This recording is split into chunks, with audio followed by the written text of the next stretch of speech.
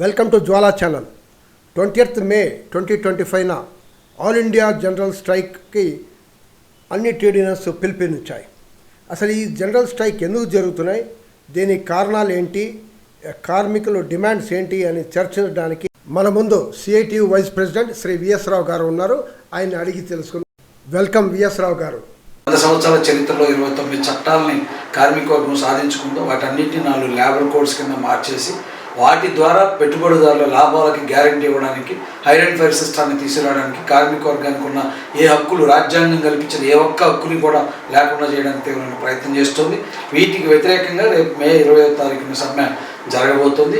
ఈ ప్రధానమైన ఈ సమ్మె లేబర్ కోడ్స్, 4 లేబర్ కోడ్స్ వాటిని రద్దు చేయాలని, 29 కార్మిక చట్టాలని అమలు చేయాలని, వాటిని కార్మిక వర్గానికి అనుకూలమైన విధానాలతో మార్పులు చేయాలని ప్రధానమైన డిమాండ్. సో ఈ లేబర్ కోడ్స్లో వర్కింగ్ కండిషన్స్ పైన తీవ్రమైన ప్రభావం కల్పించేది ఏంటి? మొత్తం 4 కోడ్స్ 4 రకాల అభిప్రాయాలు. వేజ్ కోడ్కి సంబంధించి, జీతాలకు సంబంధించి, వీటికి సంబంధించి వేజ్ కోడ్, అలాగే ఏదైతే వేజ్ కోడ్ ఏంటి, వేజ్ కోడ్లో జీతం మీకు అందరికీ మినిమం గ్యారంటీ ఇస్తామని ఇట్లాంటి మాటలన్నీ చెప్పారు తప్ప ఆచరణలో ఎప్పుడైతే ఏదైతే భారతదేశం అమల్లో ఉన్నాయో నీడ్ బేస్డ్ వేజ్ అనేది ఉండాలి. అంటే అవసరాల ప్రాతిపదికన జీతం ఉండాలి. 7th పే కమిషన్ కూడా దాని ఫార్ములాసాన్ని లెక్కేసి, అట్లాగే దీనికి ఇంటర్నేషనల్ ILO తీర్మానం ఉంది, ILC తీర్మానాలు ఉన్నాయి, రాఫ్ట్ అండ్ బ్రెస్ట్ కేసులో సుప్రీంకోర్టు తీర్పు, ఈ అన్ని ప్రమాణాలతోటి ఇప్పుడు భారతదేశంలో కనీస వేతనాలు లెక్కింపు అనేది జరుగుతుంది. ఇది కూడా తొత్తరమే చేస్తున్నారు. అయినా ఈ కోడ్లో ఆ ప్రామాణికం ఏమీ లేకుండా 175 రూపాయలు 200 రూపాయలు తోటి 175 రూపాయలు మినిమం వేజ్ ఇస్తారు. 200 రూపాయలతో ఎవరు బతకలేరు, ఏ ఊర్లో నలుమూల గ్రామాల్లో కూడా బతకలేరు. 7th పే కమిషన్ ఇచ్చిందే 18,000 కనీస వేతనం. ఇప్పుడు 8th పే కమిషన్కి వెళ్ళేటప్పుడు లెక్కేస్తే 18,000 ప్లస్ 53% DA ఉందనుకుంటే దానికి ఒక 9,000 కలిపితే 27,000 పైచిలకు ఉంది. అప్పుడు భారతదేశ కార్మిక వర్గం అడుగుతుంది 26,000 కనీస వేతనం ఇవ్వాలని అడుగుతుంది. కానీ భారత ప్రభుత్వం చెప్తుంది 4,625 రూపాయలు సరిపోద్ది అని చెప్తుంది. ఇది దుర్మార్గమైంది అనేది ఆ కోడ్లో ఉంది. వర్కింగ్ కండిషన్లో ఇంకా పని గంటల్లో కూడా ఏదో మార్పులు వచ్చాయి కదా. ఇప్పుడు 10 గంటలు భారతదేశంలో 139వ మేడ్ అని రేపు జరుపుకోబోతున్నాం. రేపే 8 గంటల పనిదినం కోసం జరిగిన పోరాటాలలో చాలా చారిత్రాత్మక పోరాటం అది. ఏ మార్కెట్ గంటల అమరవీరుల పెట్టుకున్నాం. దాని తర్వాత మనకు 1950-70లో ఆ ప్రాంతంలో భారతదేశంలో కూడా అమలులోకి వచ్చింది, చట్టం వచ్చింది, సెలవు వచ్చింది, ఇవన్నీ వచ్చినాయి. కానీ ఇప్పుడు 8 గంటల పని అనేది పేపర్లో ఉంది తప్ప 8 గంటల పని లేదు. దాన్ని 12 గంటలకి పెంచాలనేది ఇప్పుడు ఈ కోర్సులో పెట్టారు. 8 గంటల పని 10-12 గంటలు చట్టబద్ధం చేస్తారు. అంటే 10 గంటలని పెంచాలంటే దోపిడీ విధానాన్ని పెంచడం. ఏదైతే లాభం వస్తుందో పెట్టుబడిదారులకి, యజమానులకి అది ఇంకా పెంచాలి. అంటే 50% పెంచాలి. World federation of trade unions చెప్తుంది ఏంటంటే వారానికి 6 రోజుల పని కాదు, దాన్ని 5 రోజులకు తగ్గించండి, 35 గంటల పనికి తగ్గించండి అని చెప్పి అడుగుతుంది. CIT కూడా దాన్ని డిమాండ్ చేస్తుంది. కానీ ఈ రోజు 10 గంటలు 90 గంటలు పెంచమని చెప్పి చెప్తుంది. దానికి చట్టబద్ధత కల్పిస్తుంది. ఈ లేబర్ కార్డులో ఇంకా ఈ కార్మికులు ఆర్గనైజ్ చేయడం, సమ్మెల పైన చాలా రెస్ట్రిక్షన్స్ పెట్టారు కదా, అది ఏంటి చెప్పండి. ఆర్గనైజ్ కావడంలో సమ్మెల గురించి కూడా చాలా రెస్ట్రిక్షన్స్ పెట్టారని విన్నాను ఈ లేబర్ కోడ్లో. ఇంట్రెస్ట్ మన ఏదో కానీ ఇప్పుడు చేసేది ఏంటంటే ఒకసారి రిజిస్ట్రేషన్ చేయడానికి దానికి అనేక ఆటంకాలను పెడుతున్నారు. భారతదేశ చట్టాల ప్రకారం ఇప్పుడు దాకా ఒకసారి రిజిస్టర్ అయిన ట్రేడ్ యూనియన్ రద్దు చేసే హక్కు లేదు. కానీ ఇప్పుడు రద్దు చేసే హక్కుని కల్పిస్తున్నారు. ట్రేడ్ యూనియన్ రిజిస్ట్రేషన్ చేయాలా వద్దనేది వాళ్ళ ఇష్టం తప్ప వీళ్ళు అన్ని డాక్యుమెంట్లు ఇచ్చినా కూడా రిజిస్ట్రేషన్ చేయకపోవడానికి ఏ కారణం చూపెట్టకుండా రిజెక్ట్ చేసే అవకాశాన్ని కూడా ఇవాళ లేబర్ అధికారులు కట్టబెడుతుంది ఈ కోడ్. ఇప్పుడున్న ఎగ్జిస్టింగ్లో ఉన్న యూనియన్ కూడా మళ్ళీ కోడ్ వచ్చిన తర్వాత రాటిఫికేషన్ కోసం పెట్టుకోవాలి. వాళ్ళు అడిగిన ప్రమాణాలన్నీ కనుక ఇవ్వకపోతే ఆ రిజిస్ట్రేషన్ రద్దు అయిపోద్ది, చేసేస్తారు.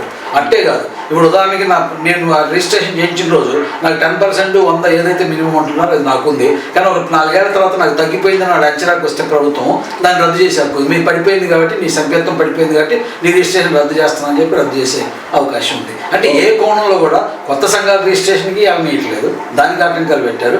ఉన్న యూనియన్లు కూడా రిజిస్ట్రేషన్ చేయడానికి రద్దు చేయడానికి ప్రయత్నం చేస్తున్నారు.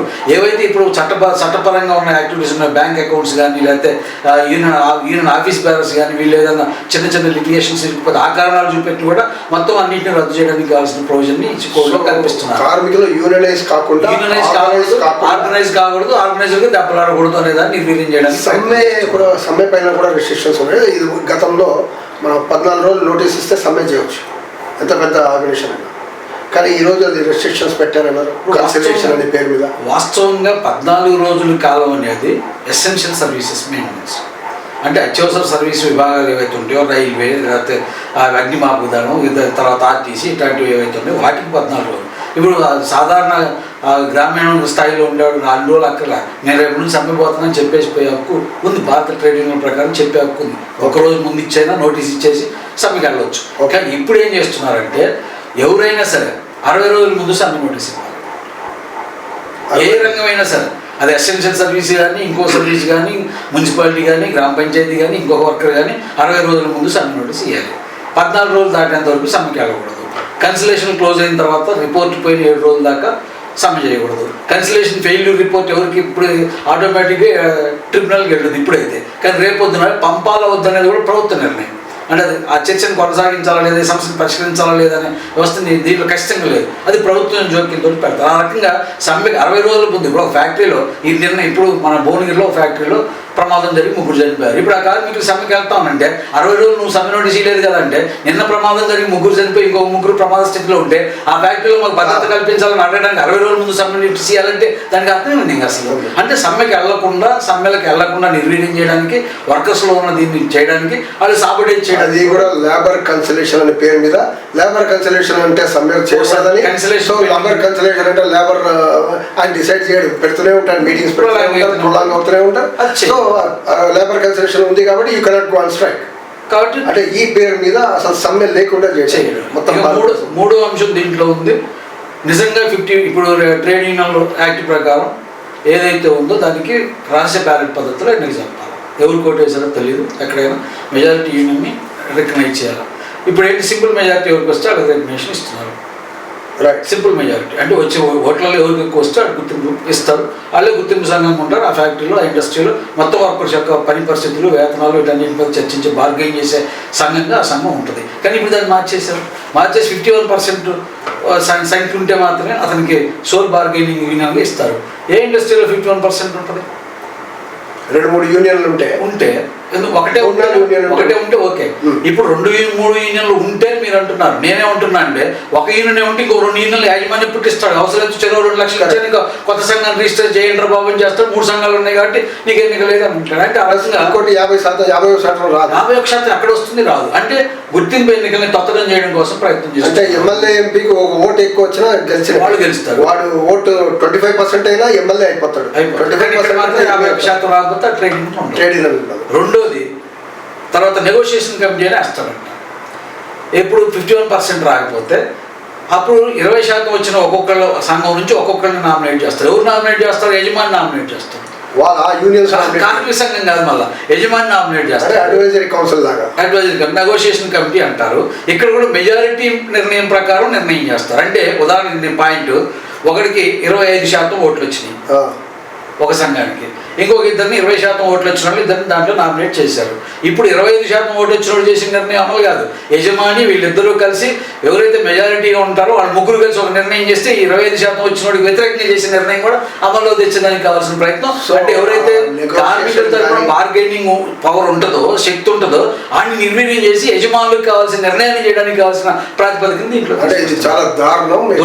ఏ దుర్మార్గం. ఒక ట్రేడ్ యూనియన్ ఎక్కువ మెజారిటీ ఇంక్లూడింగ్ 49-50% వచ్చినా సరే వాళ్ళకి పవర్స్ లేదు. 20% వచ్చిన ఆయనతో వీళ్ళు నాటకాలు చేసుకునే దానికి కావాల్సిన వ్యవస్థ అంటే 51-50% వస్తుంది. But I cannot negotiate, I cannot bargain, రాలేను, సెటిల్మెంట్ కాబట్టి నా మీద అసంతృప్తి వద్దు, నా నుంచి బయటికి పోతారు. వర్కర్స్ ఏదైతే యూనిటీ ఉంటుందో ఇది డిస్బాండిల్ చేయాలి. ఇది కార్పొరేట్లకు అవసరం. కొంతమంది సూపర్వైజర్స్ ఒక స్టేజ్ 15,000 18,000 దాటిన వాళ్ళు సూపర్వైజర్ కార్మికుడు చట్టాలు వర్తించవు. భారతదేశంలో 7th పే కమిషన్ ఇచ్చిందే మినిమం పే 18,000. రేపు 8th పే కమిషన్కి వస్తే మినిమం 26,000 ఇవ్వాలి. ఎందుకంటే 53% ఇవ్వాలి, లెక్కేస్తే 26,000 కనీసం ఇవ్వాలి. కానీ ఇక్కడ ఈ కోడ్లో చెప్పింది ఏంటంటే 18,000 ఆ పైన వస్తున్న సూపర్వైజర్ కేటగిరీ ఎవరైతే ఉన్నారో వీళ్ళెవరు కూడా ట్రేడ్ యూనియన్ యాక్ట్ పరిధిలోకి రారు. ఓ పరిశ్రమని, ఓ కంపెనీని మూసేయాలంటే ఈజీగా మూసేయచ్చు అంట కదా, పెట్టుబడిదారులు పర్మిషన్ లేకుండానే. గతంలో పరిశ్రమల్లో 100 మంది కార్మికులు ఉంటే ప్రభుత్వ అనుమతి లేకుండా మూసేయడానికి సాధ్యం కాదు. కానీ ఇప్పుడు ఏదైతే లేబర్ కోడ్స్ ఉన్నాయో వీటిల్లో దాన్ని 300 సంఖ్యకు పెంచడం ద్వారా పెట్టుబడిదారులు తమ ఇష్టం వచ్చినప్పుడు పరిశ్రమ మూసేయడానికి కావాల్సిన అవకాశం కల్పించారు. ఇప్పుడు జరగబోయేది ఏంటంటే 299 మంది కార్మికులతో పెడతారు. ఆ పరిశ్రమ ఎప్పుడైనా మూసేయడానికి ఉంటుంది. ప్రభుత్వాలు ఇస్తున్న రాయితీలు 3 ఏళ్ల పాటు పొందుతారు. ప్రజల సొమ్ముని, భూమిని, విద్యుత్తుని, నీటిని అన్నింటినీ పొందుతారు. ఆ తర్వాత ఆ పరిశ్రమ మూసేస్తారు ఏకపక్షంగా.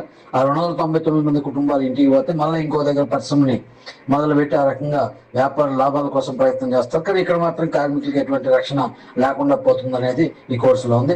అలాగే ఇటువంటి పరిశ్రమలే భారతదేశంలో ఉన్న వీటన్నింటిలో చూస్తే స్మాల్ స్కేల్ ఇండస్ట్రీస్ ఇతర చూస్తే 74% మంది కార్మికులంతా కూడా వీటిలోనే ఉన్నారు. అందుకని ఆ రూపంలో మొత్తం భారత కార్మిక వర్గం ఏదైతే ఉందో వాళ్ళందరినీ కూడా హైర్ అండ్ ఫైర్ సిస్టానికి నెట్టేయడం, ఎటువంటి భద్రత లేని జీవితాలు నెట్టేయడం, పరిశ్రమాధిపతులు ఇష్టం వచ్చినట్టుగా చేయడానికి అవకాశం కల్పించడం, ఇవన్నీ కూడా ఈ కోర్సులో ఉన్నాయి. అందుకని ఈ కోర్సును వ్యతిరేకిస్తూ రేపు మే 20వ తారీఖున జరగబోతున్న సమ్మె అంటే భారతదేశ కార్మిక వర్గాన్ని ఒక్కరనే కాదు, మొత్తం భారత రాజ్యాంగాన్ని కాపాడుకోవడానికి, దాని విలువల్ని కాపాడుకోవడానికి, అది కల్పించిన మౌలిక వస్తువుల్ని కాపాడుకోవడానికి, అది కల్పించిన రాజ్యాంగ మౌలిక ఆదేశిక సూత్రాలను కాపాడుకోవడం కోసం జరుగుతున్న సమ్మె. అందుకని భారత కార్మిక వర్గం ఏ సెక్టార్లో ఉన్నా, ఏ రంగంలో ఉన్నా, ఏ రూపంలో ఉన్నప్పటికీ కూడా ఈ పోరాటంలో భాగస్వాములు కావాలి. అప్పుడు మాత్రమే ఈ పాలకుల విధానాన్ని ఎన్నికొట్టగలమని చెప్పి సిఐటిగా భావిస్తుంది. ఆ రకంగా మొత్తం భారతదేశ వ్యాప్తంగా అన్ని కార్మిక సంఘాలు సమ్మె పిలిపించి ఈ సమ్మెను జయప్రదం చేయాలని చెప్పి. సంపద సృష్టించేవాడు కార్మికుడు, జీడిపిని పెంచేవాడు కార్మికుడు, దేశ అభివృద్ధికి సాధించేవాడు కార్మికుడు. అలాంటి కార్మికుడు పైన భారాలు, దోపిడీ పెంచే విధానంగా ఈ లేబర్ కోడ్లు కనపడుతున్నాయి. అంటే కార్పొరేట్లు లాభాలు పెంచడానికి ఈ లేబర్ కోడ్లు అనేక విషయాల్ని మన ముందు ఉంచినందుకు విఎస్ రావు గారికి ధన్యవాదాలు.